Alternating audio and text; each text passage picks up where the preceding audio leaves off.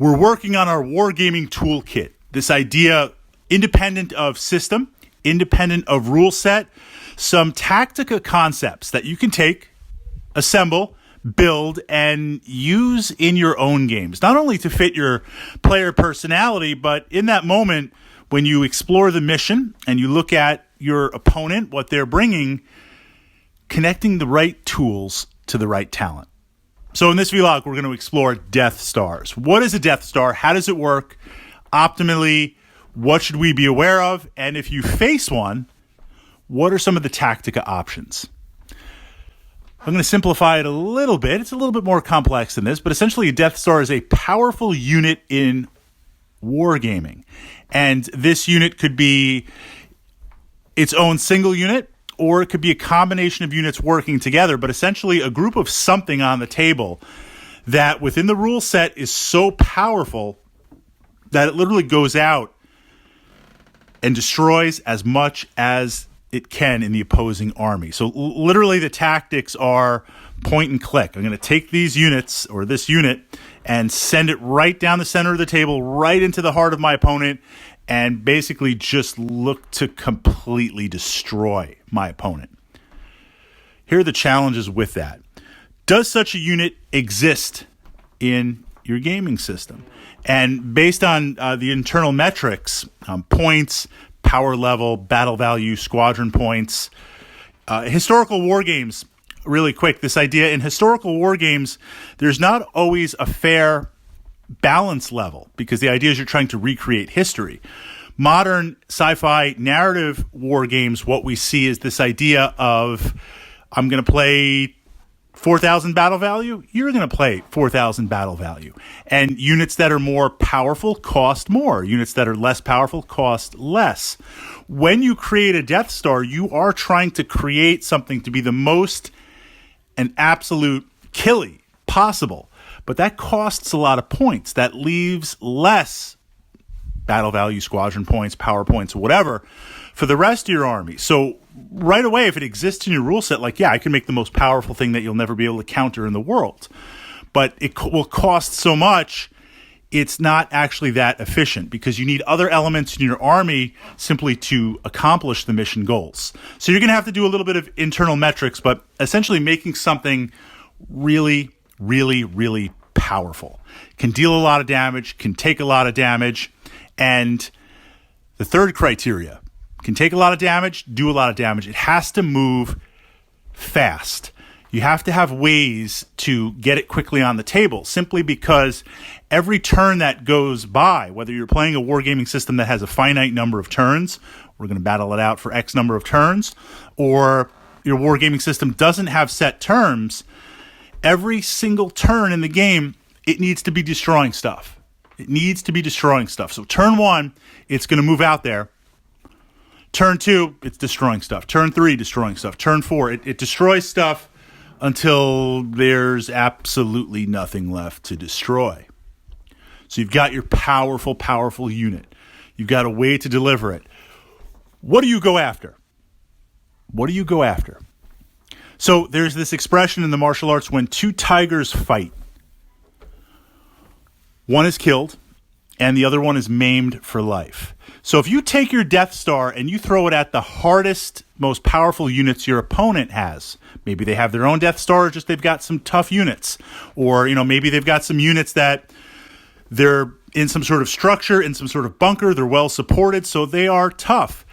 Yes, you can do that. Sometimes you might want to do that, but essentially your Deathstar is going to destruct against their Deathstar, their fortification, their hard units. And what have you really gained? You traded one for one.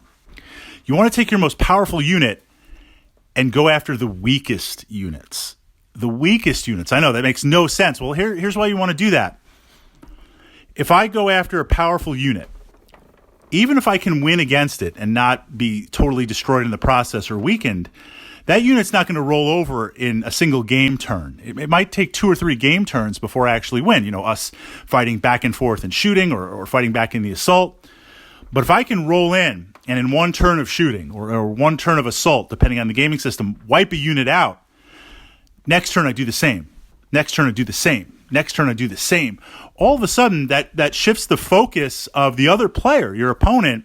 They're looking at the table and they're saying, okay, I got the tactical missions. Fritz got his units here. No, what they're suddenly thinking is, wait, that Death Star rolled in, just wiped out. Turn 1, my scouts. Turn 2, it's rolling in. Now it's attacking, wiped out my tactical squads. Turn 3, what's it going to do? You're shifting the focus of your opponent, the momentum of your opponent, to deal with that Death Star. That leaves the rest of your army to potentially capitalize on openings in the game, whether they're mission openings or objective openings. So it's not just about the killie, it's about removing units quickly and efficiently, the weakest stuff that you can gobble up. All right, you've got a Death Star, your opponent's got a Death Star. Or how do you deal with a Death Star? That's an interesting question. You're on the receiving end, because we can make some powerful units. You know, we can look within the rules and make some really powerful stuff. Can you destroy it? That's the first question I ask. Can I destroy the Death Star? Can I take some of my powerful units and self-destruct on it to the point where I win? Or if I don't win, the Death Star is so weakened I can easily remove it next turn. I need to decide that turn 1, right? Because turn 1 in the gaming system, that Death Star is going to move out, and then turn 2, it's going to start affecting the game. I can't hang back like a couple of turns making that decision. Can I take it out or not? I need to realistically assess based on the rules, based on the mission. Can I take it out?